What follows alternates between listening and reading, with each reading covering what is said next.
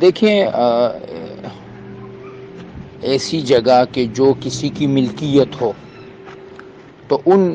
اس ملکیت کی جگہ پر چاہے قبر بنی ہو، چاہے مسجد بنی ہو، چاہے مدرسہ بنا ہو، شرعاً اس کا مسمار کرنا، اس کا گرانا، اس میں کوئی حرج نہیں ہے۔ مطلب آپ کی زمین تھی، کسی لوگوں نے آ کے وہاں پر مسجد بنا دی اور کہہ دیجیے یہ مسجد ہو گئی، تو مسجد کیسے ہوگی؟ وہ تو زمین ہی آپ کی ہے۔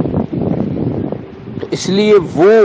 اگر قبر ایسی زمین پر بنائی گئی تھی کہ وہ زمین تھی کسی کی ملکیت، لیکن لوگوں نے آ کر وہاں قبر بنا دی، اب بعد میں مالک آ گئے اور وہ اب وہاں پر کچھ اور بنانا چاہتے ہیں، تو شرعاً ان کو اس بات کی اجازت ہے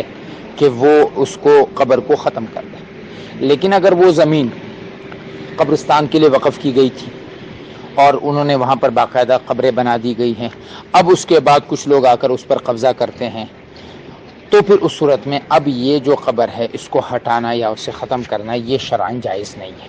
تو پہلے اس زمین کی نوعیت اگر واضح ہو جاتی ہے تو پھر اس کا جواب دینا زیادہ واضح ہو جائے گا۔